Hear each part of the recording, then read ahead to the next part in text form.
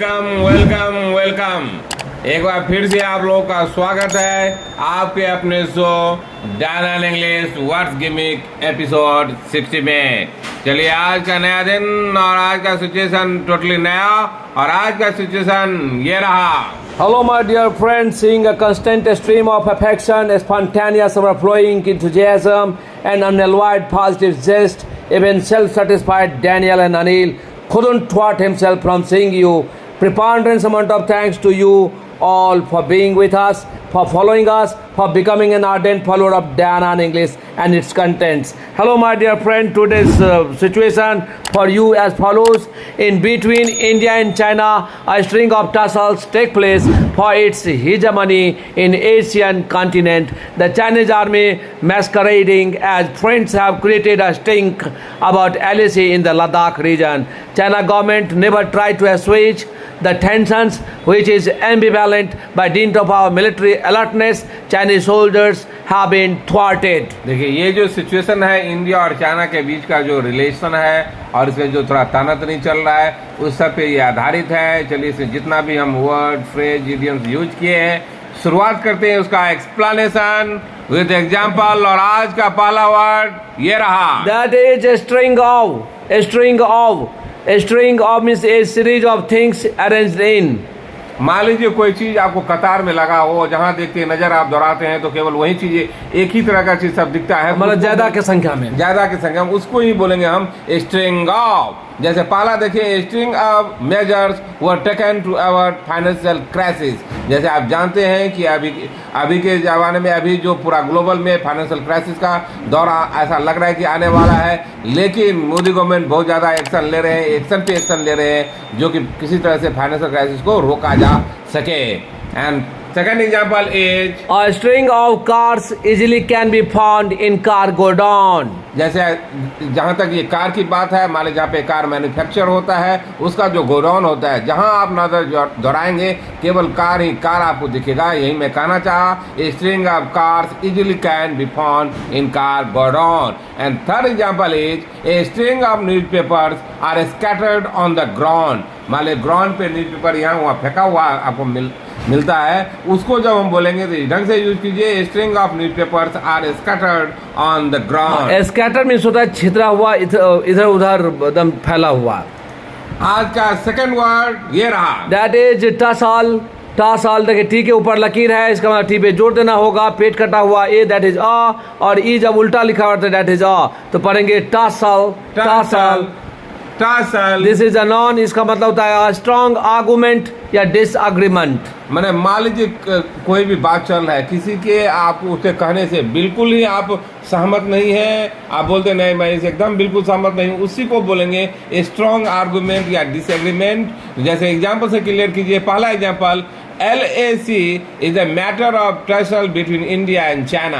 जैसे आप जानते हैं कि लाइन ऑफ एक्चुअल कंट्रोल जो होता है LAC, जो इंडिया और चाइना के बीच में जो है, उसके बारे में दोनों के बीच में काफ़ी ज़्यादा टसल होते रहता है क्योंकि डिसएग्रीमेंट है, आर्गूमेंट होते रहता है क्योंकि वो मानने के लिए तैयार नहीं और इंडिया भी मानने के लिए तैयार नहीं है।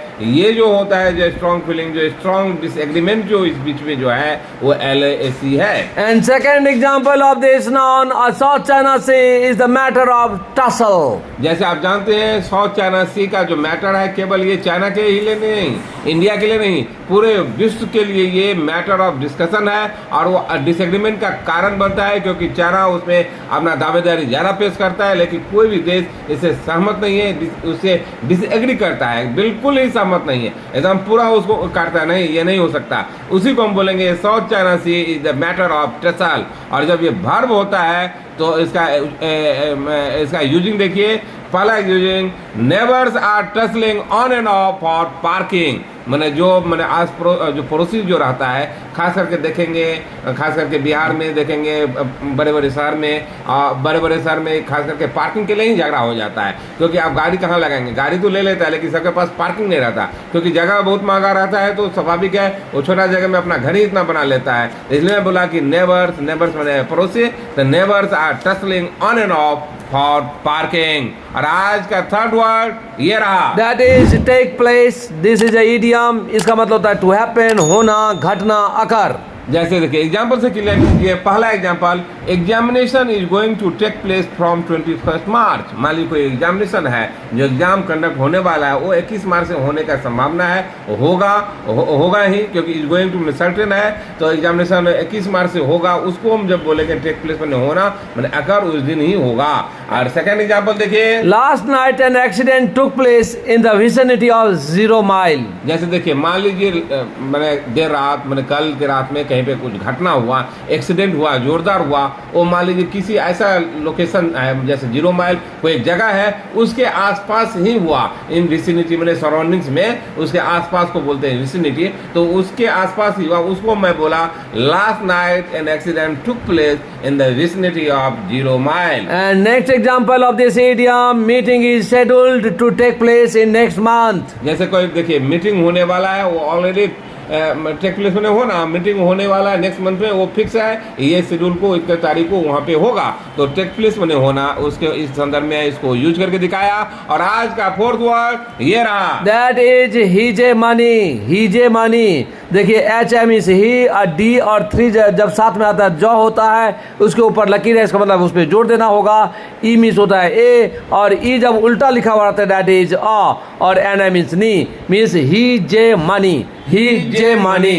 This is a noun, इसका मतलब है most powerful position, therefore able to control position, especially of countries. खास करके ये देश के सबके लिए ज्यादा लागू होता है। मान लीजिए कोई देश जैसे अमेरिका थोड़ा पावरफुल पोस्ट पे है, तो चाहता है कि सबको मैं कंट्रोल करूं, पूरा वर्ल्ड को मेरे अपने हाथों में कंट्रोल करूं, उसी को बोलते हैं हम हेजेमनी, उसी को बोलते हैं हम हीजेमनी। जैसे एग्जांपल से क्लियर कीजिए। पहला example, India and China are in the race of Asian hegemony. जैसे इंडिया और चाइना के बीच में इतना टसल चल रहा है और दोनों रेस में रहता है कि एशियन में कौन बादशाहत हासिल करेगा। अभी तो इसलिए मैं, इंडिया भी उसके पीछे नहीं है, लगता है कि अभी इंडिया हो जाएगा, चाइना हो जाएगा, वो बोला नहीं पूरा एशिया हमारे कंट्रोल में रहेगा, इसलिए मैं बोला India and China are in the race of Asian hegemony. And second example of this noun, America wants to show its hegemony even in Russia and Ukraine war. जैसे आप जानते हैं, मैं पहले भी बताया कि अमेरिका जो सुपर पावर है, वो चाहता है कि मैं यहाँ पे भी अपना सुपर पावर दिखाऊं, खास करके रसिया यूक्रेन वार में भी। लेकिन रसिया तो मानने के लिए तैयार नहीं है, लेकिन यूक्रेन तो उनके इशारे पे ही काम कर रहा है, अमेरिका के इशारे पे। इसलिए मैं बोला कि अमेरिका यहाँ भी अपना बादशाहत, अपना सुप्रीम पावर और दिखाना चाहता है। तो वही मैं एग्जाम्पल पे क्लियर कीजिए। थर्ड एग्जाम्पल देखिए, Patanjali want to sidestep the hegemony of MNC. जैसे आप जानते हैं, पतंजलि को कौन नहीं जानता है, बाबा रामदेव जी का जो ब्रांड पतंजलि, वो चाहते हैं, उनका ये चाहत है कि जो एमएनसी कंपनी का जो वर्चस्व जो इंडिया में खास करके बहुत ज़्यादा है, उसको मैं ख़त्म कर दूं, उसका जो टैग है बादशाहत का हटा दूं। इस पे वो लगे हुए हैं, यदि सब सपोर्ट करेगा तो वो भी आ जाएगा, इसलिए मैं यहाँ यूज किया हीजेमनी। And next word of this show, that is masquerade. Masquerade, ए जब साथ में आता है ए होता है, ई जब उल्टा लिखा होता है दैट इज ओ होता है, आर के ऊपर लकीर है, इसको लाल पे जोड़ देना होगा, ई आई मीन्स होता है ए। तो पढ़ेंगे masquerade। Masquerade मीन्स होता है, ये वर्ब है, इसका मतलब होता है फॉल्स शो एंड अपीयरेंस। मैंने जो दिखावटी हो, मैंने रियल में वो है नहीं, लेकिन दिखाना चाह रहा है, प्रिटेंडिंग जो कर रहा है, दिखावटी जो होता है, उसी को हम बोलेंगे मैस्करेड। जैसे पहला एग्जांपल से क्लियर कीजिए, many unqualified person masquerade himself as finance expert. जैसे आप जानते हैं कि आप टीवी पे या शो वगैरह देखते होंगे, स्टॉक मार्केट से रिलेटेड थोड़ा भी आपको नॉलेज हो, या देखते होंगे जो टीवी पे आता है, खास करके देखते होंगे जिसको फाइनेंस का नॉलेज नहीं है, वो लेकिन ज़्यादा बनता है, आपने को दिखाता है कि मैं ही फाइनेंस का एक्सपर्ट हूँ, उसी को हम बोलते हैं masquerade. And second example of this verb, avoid going to quack, he will masquerade himself as if he is a doctor. जैसे देखिए गांव घर में आप जाएंगे तो क्वैक रहता है, जो उनको डॉक्टर का डिग्री नहीं रहता है, लेकिन वो अपने को ऐसे दिखाएंगे, ऐसे बनेंगे जैसे लगता है डॉक्टर से भी ज़्यादा ज्ञान उन्हीं को हो। ये रियल में डॉक्टर यही है, इसलिए मैं बोला कि वहाँ पे नहीं जाना चाहिए, क्योंकि उनको पूरा इंस एंड आउट उनको पता नहीं रहता है, पूरा नॉर्म नहीं पता रहता है। मैं इसलिए एग्जाम्पल पे दिया, मुझे इसे परफेक्ट लगा। और जब ये नॉन होता है तो अर्थ सिमिलर होता है, लेकिन यूजिंग थोड़ा चेंज हो जाता है। यूजिंग से क्लियर कीजिए। Example, sometimes massacred appearance of leader make the person फूल। जहाँ से जानते हैं कि जो नेता जो कभी कभी आपके सामने में ऐसा प्रस्तुत करेगा कि आप उसके झांसे में फंस जाते हैं और आपको लगेगा कि नहीं आप जो हो गया, लेकिन आपसे ये अच्छा काम करेंगे, फिर से हम उनको वोट दे देते हैं। इसलिए मैं बोला कि sometime masquerade appearance of leader make the person fool. Hello, my dear friend. Our name, our fame, and our income, these all are secondary. Your fluency, your speed, your writing, and your speaking indeed paramount. These are said by us genuinely. No sooner did you be the part of Dan English, 100% you can speak English. You can pronounce the word in good manner, just like a native speaker. Please quickly try to be the part of Dan English. 100% you can speak. चलिए आज का 6 word ये रहा। That is create a stink.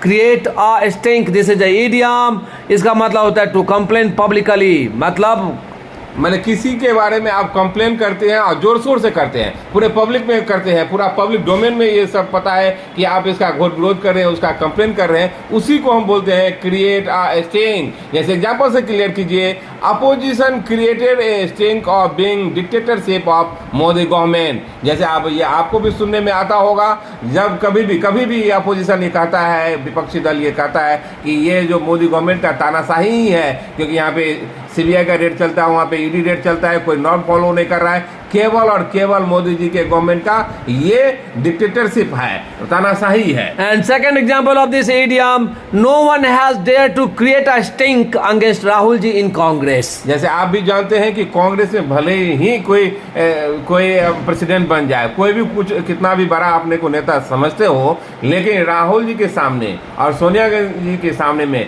किसी का न चलता है और कोई इतना दुस्साहस नहीं करता कि उनके सामने उनके और या किसी को आप विरोध कर सके या उनके कामकाज को भी विरोध कर सके, किसी में ये पावर नहीं है। इसलिए मैं बोला no one has dare to create a stink against Rahul ji in Congress. And third example of this idiom, from the outset we are creating a stink against biased nature of their father. जैसे देखिए from the outset मैंने शुरू से ही हम लोग ये बार बार complain करते आ रहे हैं, ये बोलते आ रहे हैं, पब्लिक डोमेन में ये सारा चीज है कि उनका जो पिताजी है वो उनका नेचर जो है बायस है, समान भाव नहीं है, मैंने लड़के लड़की में या भाई भाई में वो थोड़ा नज़र उनका पक्षपाती है। वो मैं ये काम शुरू से ही मैं बोला कि हम लोग ये कंप्लेन इसके बारे में करते आ रहे हैं। इसको यदि हम यूज करेंगे, इस ढंग से यूज करेंगे। और आज का 7th वर्ड ये रहा, अस्वाइज। अस्वाइज देखिए ई उल्टा लिखा हुआ है, इसका मतलब ओ हो गया, एस के ऊपर लकीर है, इसको मतलब एस पे जोड़ देना होगा। ई आई मीन्स होता है ए ई और डी और 3 जब साथ में आता है तो जॉ होता है। अस्वाइज। अस्वेज, अस्वेज। दिस इज अ वर्ब, इसका मतलब होता है सूद द सिचुएशन या सूद योर फीलिंग। मैंने आपका जो कोई फीलिंग हो, मैंने जो आप सोचते हो या सिचुएशन यदि खराब हुआ हो, फीलिंग यदि खराब हुआ हो, उसको थोड़ा कम करना, उसको सही करना, उसी को हम बोलेंगे अस्वेज। जैसे एग्जांपल से क्लियर कीजिए, पहला example, by withdrawing agriculture law Modi government try to assuage the farmers anger. जैसे आप भी जानते हैं कि फार्मर साहब उस समय बहुत ही गतिरोध पैदा कर रहा था, बहुत ही प्रोटेस्ट कर रहे थे यहाँ वहाँ जहाँ तहाँ। तो मोदी गवर्नमेंट ने फाइनली क्या किया, वो लॉ को ही विड्रॉ कर लिया, क्योंकि उनका जो गुस्सा उसको शांत करने के लिए, जो सिचुएशन थोड़ा खराब हो गया था, अनप्लीजेंट हो गया था, उनको सूद करने के लिए, उसको कम करने के लिए उन्होंने लॉ को विड्रॉ कर लिया। इसलिए इसी को बोलेंगे हम अस्वेज। और सेकेंड एग्जाम्पल देखिए, family members assuage both brothers whose relations were exacerbated. मैंने ये है कि जब दो भाई मान लीजिए किसी परिवार में था, उनके बीच में इतना तानातनी हो गया, जो उनका जो संबंध था बहुत खराब हो गया था, एक्सर्वेटेड आप समझते हैं, जो सिचुएशन बहुत बद से बदतर हो गया था। लेकिन फैमिली मेंबर उसमें पूरा परिवार के आदमी सब उसमें गए और बोले कि नहीं थोड़ा इसको संबंध को सुधारना चाहिए, तो वो सब पढ़ के थोड़ा सिचुएशन दोनों भाई के बीच में जो थोड़ा समान स्थिति लाए, उसी को हम बोलेंगे assuage. And third example of this verb, assuaging your tension is very necessary for doing better in life. जैसे देखिए, आप यदि जिंदगी में कुछ भी करना चाहते हैं, यदि अच्छा मुकाम हासिल करना चाह रहे हैं, तो आपका जो टेंशन है उसको कम कीजिए। उस टेंशन में रहेंगे तो आप कोई भी काम अच्छा से नहीं कर पाएंगे। इसलिए मैं बोला assuaging your tension is very necessary for doing better in life। और आज का 8th वर्ड ये रहा, ambivalent। एम्बिवलेंट देखिए ए ई साथ में आता है तो ए होता है, बी के ऊपर लकीर है, बी पे जोड़ देना होगा। ई जब उल्टा लिखा होता है दैट इज अ, तो क्या पढ़ेंगे ambivalent. ambivalent, this is adjective. इसका मतलब होता है इन टू माइंड्स या मिक्सचर ऑफ फीलिंग या नॉट सर्टेन। जब आप अनिश्चित रहते हैं या दो दुविधा में रहते हैं या दो तरह का फीलिंग रहता है, करूं या ना करूं, तो उसी को हम बोलेंगे अनिश्चितता का जो कंडीशन रहेगा, जब वापो की जो स्थिति रहेगा, उसी को हम बोलेंगे एम्बिवैलेंट। जैसे एग्जाम्पल से क्लियर कीजिए। पहला example, Rahul Gandhi's ambivalent attitude to advertise his party. जैसे आप जानते हैं कि राहुल गांधी जी के बारे में तो बोला भी जाता है कि ये रिलक्टेंट लीडर है, तो जो कि वो चाहते नहीं कि हम नेता बने, लेकिन उनको जबरदस्ती कांग्रेस का जो कांग्रेस आदमी सब जो है उनको जबरदस्ती प्रोजेक्ट करता है। तो वही मैं बोला कि जो मैंने दिमाग में कुछ चल रहा है लेकिन तो भी अपने आदमी बोला तो कर रहे हैं, उसी को हम बोलेंगे ambivalent. And second example is Prashant is ambivalent to English. जो प्रशांत एक स्टूडेंट जो हम लोगों का डायना इंग्लिश का है, वो बार बार देखते हैं वापो की स्थिति में रहता है और वो अनसर्टेन रहता है कि अंग्रेजी के बारे में सर मुझे होगा नहीं होगा, जबकि रियल में मेहनत नहीं करना चाह रहे हैं लेकिन उनको होना चाहिए। ये तो संभव नहीं है, इसलिए मैं बोला कि वो अनसर्टेन रहते हैं, एकदम पूरा वापो की स्थिति में रहता है, क्या होगा मेरा अंग्रेजी में। And third example of this adjective, no more now, ambivalent attitude will help you to be a slam dunk. देखिए, जब भी आप दुविधा में रहेंगे, जब टू माइंड में रहेंगे और जब क्रिस्टल क्लियर आपका एटीट्यूड या इरादा नहीं रहेगा, तो स्लैम डंक में विजेता तो विनर आप नहीं हो सकते हैं। तो यही मैं बोला कि no more now, ambivalent attitude will help you to be a slam dunk. Please listen me carefully. Those who came into Darren English with the intention of scratching the surface, even they go back by taking a fellow feeling and English type grace. It is keen interest which compels you to be the part of Darren English. It is Darren English which saves you from becoming dregs of society and rubbish. चलिए, आज का 9th and final word ये रहा, That is by dint of something. By dint of something means ये idiom है, इसका मतलब होता है एज ए रिजल्ट ऑफ या के द्वारा भी बोलते हैं। जैसे देखिए एग्जाम्पल से क्लियर कीजिए। पहला एग्जाम्पल, he got success by dint of hard work. जैसे आप जानते हैं कि वो सक्सेस पाया, माने सफलता पाए, कैसे, मैंने कठिन परिश्रम किए, उसके फलस्वरूप उनको सफलता मिला।